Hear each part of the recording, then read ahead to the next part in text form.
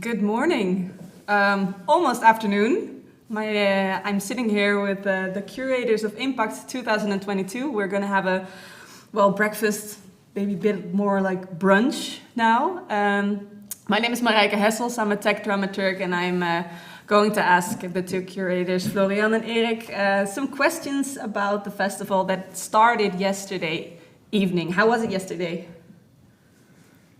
Very good, I would say. Yeah, it was. Yeah. It's it was very interesting to see how the whole idea worked out. It's a very specific concept this year. I think a little bit different maybe from previous years. So yeah, it was difficult to know how graspable it would be. I think. Right. But I think from my own experience of the program and from also talking to people, it was very.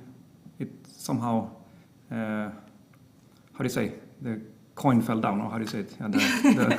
Yeah. The cup is off or something. Yeah? No, but I think it was really good feedback, and I had the feeling the audience or our public also appreciated the concentration, because in the exhibitions we have only in the one venue 4 works, in the other 3.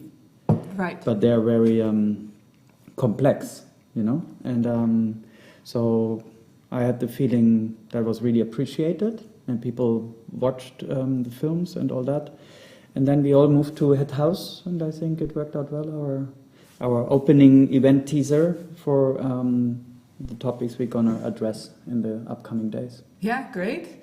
So yes, you already brushed on it. The theme of this year is the curse of smooth operations. Can you maybe take us into what this curse means? Yeah, it's not really a theme actually. It's kind of a contradictory figure of thought rather than a theme. So it all revolves around this proposal we have that the most dissatisfying technology of all is the one that works. So when we normally think of dissatisfaction in relationship to technology, we think about it as when technology doesn't work, when it underperforms or when it crashes and so on. But we really want to ask then if maybe the most dissatisfying moment is really when technology does work, when it does its job well or exceeds expectations. And this is of course a contradiction, but this is not like a. Doesn't hinder thought. That's at least how we see it. That it's actually precisely because it is a contradiction that it becomes something artistically with an artistic potential, also potential for thinking. Yeah. But when one to speak a little bit more about the idea, then that if you think about every technology is there to satisfy some kind of desire, right. And then when this desire is satisfied, then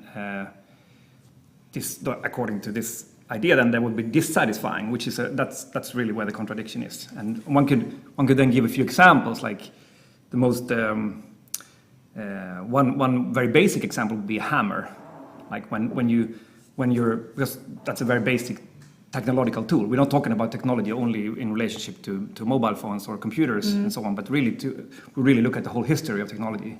Yeah. And if you think about the hammer as a very fundamental tool of human civilization, what the hammer does is that you need a hammer in order to build a house. You need a house in order to have a place to sleep in. You need to have a place to sleep in so that you can go to work next day. It's sort of so technology always sets you on this path of where satisfaction is always postponed towards the future. Right. Yeah, and then so. In a certain sense, that's also then dissatisfaction, constant dissatisfaction, because you never get that satisfaction of being finished. You can be satisfied with work, of course, yes. And we are. So, but the work, we are satisfied precisely for being dissatisfied, because if we were totally satisfied, we wouldn't just sit down and not do anything, we would be like Buddha or something. Yeah. But is that dissatisfaction that comes from satisfying those steps in front of you? Is that only the case with technology, or is that just humankind? Yeah, but I think there is no real separation there. That's the technological drive is somehow precisely that drive. I think this is like inseparable in certain sense. We are, because even language could be considered a technology, you know. So, and language always moves forward. I mean, when we speak, we always, if you want to know what a word means, and you put it, you check it in a lexicon, you know. Yeah. Then you need to know what all those words mean that are in the description, you know. So it never ends, you know. So there's this domino. Exactly. Yeah. So it's always like that, and so I think that's sort of part of humanity since day one somehow. No, there's no human culture without technology and technical progress. And so what we want to address is really the functionality of it and the systematics, the system nature of it. Yes. And that becomes a totalizing force. And so that has impact on anything, on any aspect of the life world, and not only human culture, but of course all other species involved in that. Yeah. So that's what we like to address from that, let's say, position or the privileged position of being or of living in a part of the world where you can afford that thought, that train of thought to say, like, it's not the problem in the dysfunctional technology which bothers, which annoys you, which upsets you, which complicates you every day. But what about this functionality that creeps into everything and that drives us and constructs our desires and all that? So rather look at that and to what extent that, or what extent it had reached, especially in the current moment of global tech. Firms and so on. Yeah, because that also invokes the question if there is someone responsible for this curse, or if there's like a driving force behind it that you think that is the person or the institute behind this. That's sort of like when you use this kind of ways to speak about technology as a force that controls us rather than the other way around. And of course, it's a metaphor, but it's very often people very often confuse these kind of ideas. I think with some kind of with the idea of people sitting in some dark room somewhere and controlling all of it, But this is not really what we're after. It's more like about some kind of, it's a metaphor to think about how what was set in motion somehow by humans is then not out of their own control, It's not, and that in the sense it's a curse also in the sense that it's also not something we can step out of. It's not that we say that, okay, technology is so bad, we need to go back to some other pre-technological state. It's more that we have to face the problem and see it, to really confront it. And also not necessarily come up with like the solutions to it, but rather to really confront it, Maybe the solution is really the problem that, because people always want solutions to everything, Yeah. And then... Yeah. So it's more of also an awareness of it being so smooth and almost untangible. So what is the importance of friction? Like how would you? I think what's important in the first place is, as you say, the smooth operations we all long for, and there are workforces behind it. So it's not only the automated system, or it's an illusion that everything is automated today. It's pretty outsourced and made invisible. What is maintained in, let's say, the global flows of data and capital, all that, it's very well maintained, and there's lots of human workforce behind it. And they don't sit here in the outskirts of Utrecht, but somewhere else. And so that's something we're definitely going to address, for instance, with a lecture, a keynote tomorrow by Linda Hilfling-Rittersdatter about crisis computing. So we really want to tackle it on different layers. And of course, the friction, I mean, it's an interesting point and a tricky point for us in this edition, because how we also promote the concept of the festival is that we don't want to address or deal with the beauty of the era, the little friction in the machine, the tiny bug, which has really informed a lot media art to work on the glitch and all that, and see there's a subversive potential in it. It definitely is. But we want to, as said, we want to look at the functionality and criticize that, but also, of course, tackle the question how you get out of that. How to interrupt in certain narratives, imaginaries of all unlimited technical possibility and so forth. Yeah, Yes. yeah, right. It's also this kind of myth, right, that Yeah. we kind of formulate about technology being autonomous and being like this force of nature going in a certain direction. Yeah. So where did the idea to do this exercise come from? So originally, me and another artist, Manuel Saish, so I'm an artist, not a curator actually, normally, but me and Manuel came up with the idea for the festival, and then life came in between, and then Manuel couldn't do it, and I invited then Florian to be with me. So it has been a very fruitful collaboration between me and Florian, because Florian has fantastic knowledge of. He's a film curator. He has an amazing knowledge of film, and then I think what was interesting in I think it's a kind of an artistic gesture to not have a theme. It's something like instead. I personally have this idea that art is always about contradiction in a certain sense. It's never about solutions, but really about facing a problem that is unsolvable, and then. So therefore, I think this kind of to start from such a contradiction is already an artistic gesture in the first place. But then you come to the problem, of course, as you're an artist, you don't have the type of knowledge that Florian has. So it was a really fruitful collaboration then, because then from discussing it together, we could really find works that really resonated with this idea. Right. But it was a tricky idea to work with.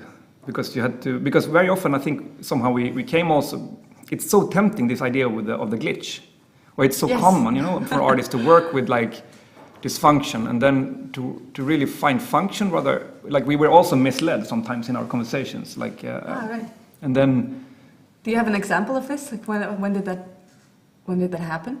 I mean, I can just think about it now. What is more interesting, I think, is when we realized with, for instance, Anita, who you found. Yeah, I would have given that example. Yeah. You talk about that. How?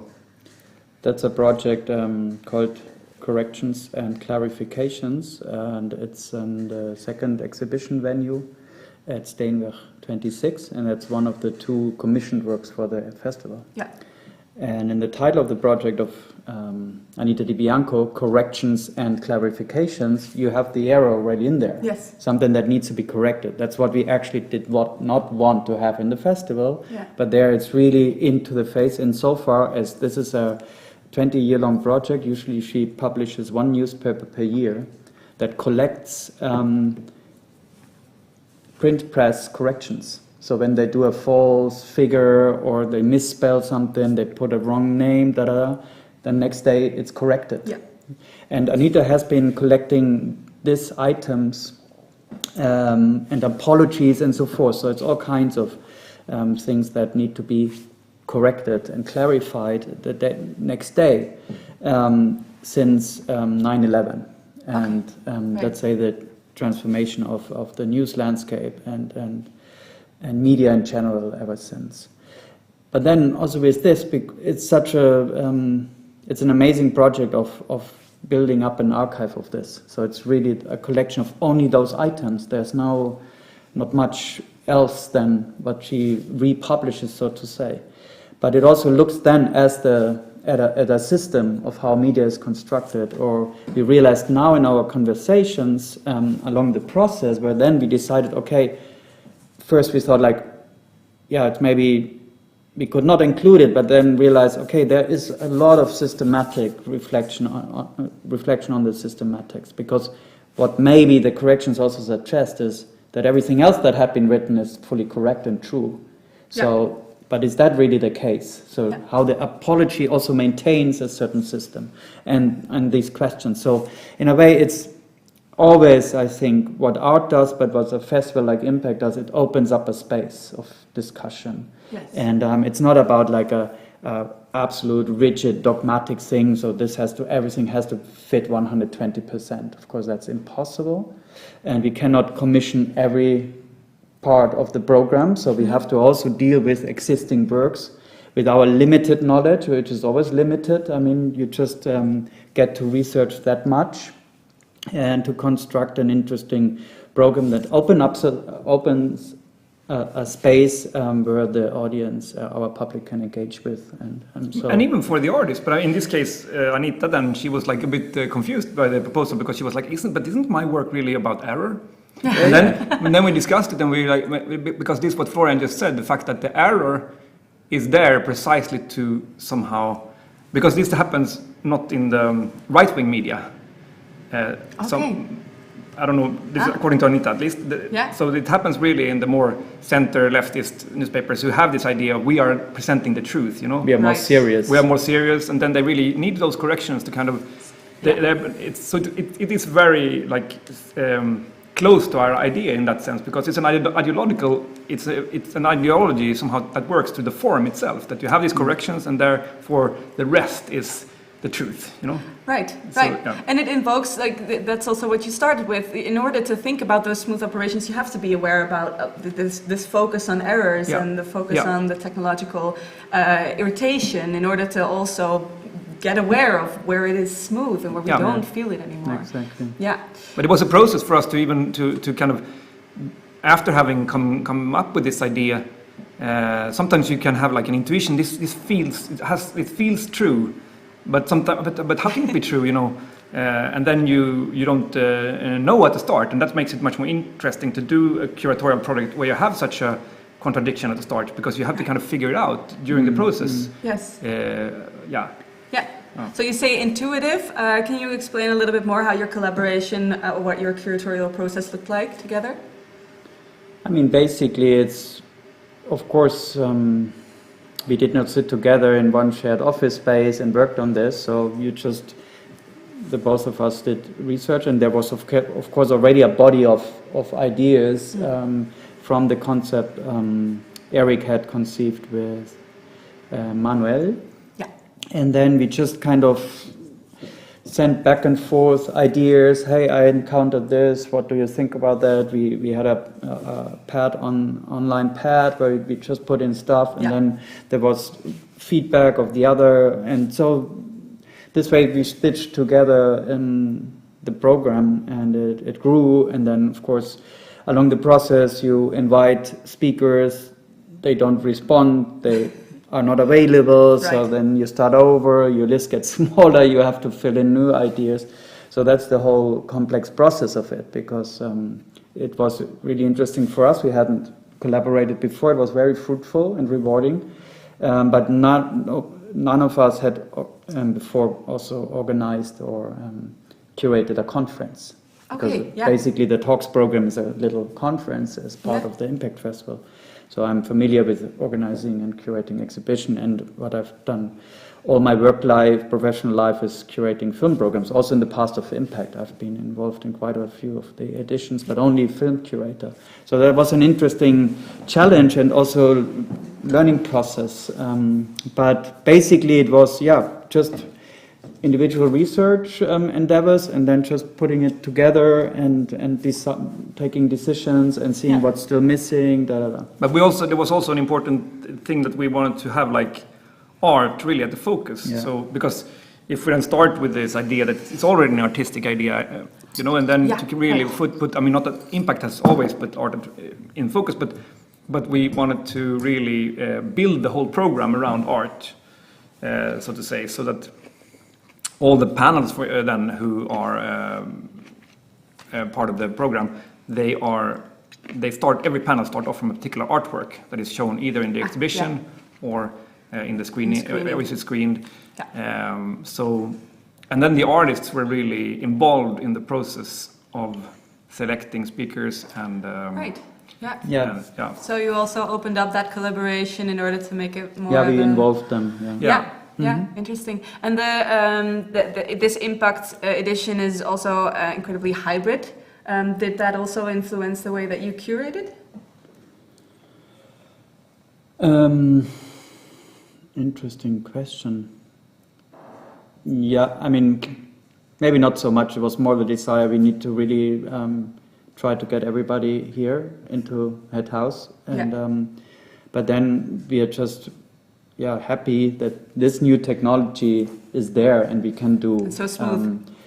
yeah, it makes, of course, things smooth, but it's also, how sustainable is another question. I mean, of course, it consumes lots of resources to have a Zoom link between the state and two different continents, but bringing people over, I mean.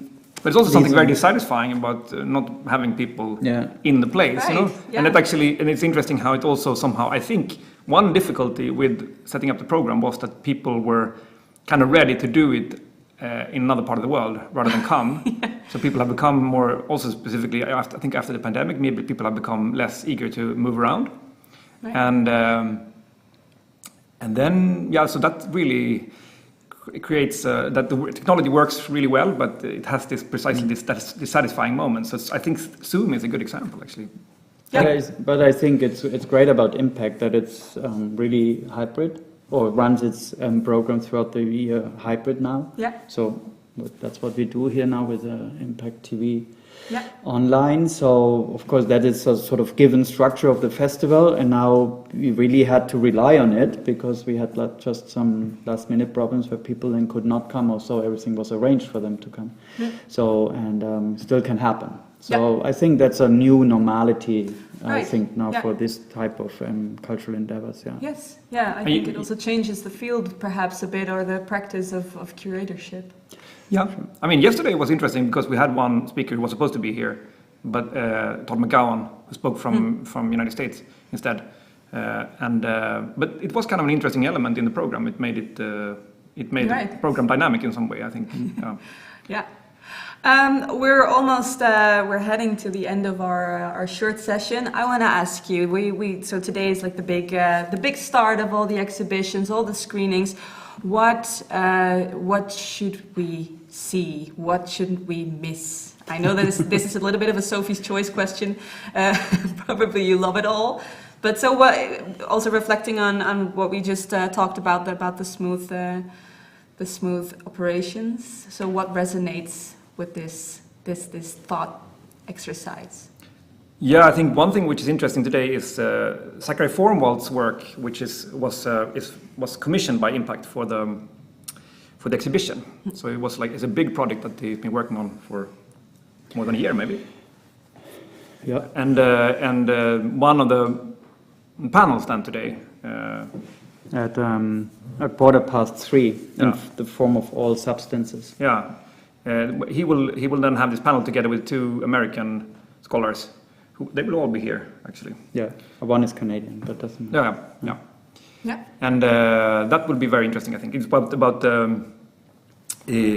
Zachary's work is about the meat industry, and the fact that he has been focusing specifically on the fact that analog film is made out of animal remains. So the animal is something we are. When we look at film, analog film, we're always looking at an animal that we don't see. And which is fully commodified. Yeah. So every part of the animal is used and manufactured. Yes. So the gelatin layer is animal remains, and that has been invented in a way to commodify and use every part, and not only the eatable flesh. Yeah. And maybe the other, just to wrap it up very quickly, the last event is Good Life. It's a screening of a feature-length documentary that looks at the world of startups and the new lifestyles of startups in terms of co-living and co-working. That is also really recommended this work because it's very tangible about understanding or creating social relations as if it's all a business operation. Right. Okay. Those sound very interesting. I want to thank Erik and Florian for joining me today. We're going to wrap it up. Thank you all for watching. I hope you're going to visit a lot of things online, if that is your way of visiting IMPAKT 2022. And otherwise, perhaps we'll see each other here at het huis, or at the IMPAKT Center, or at the Steenweg. What was the 26. 26, where also a part of all the exhibitions is being shown. Thank you very much. Have a very nice day, and we'll see each other for the next IMPAKT TV. Thank you. Thank you. Thank you, Marlies. Thank you. Thank you.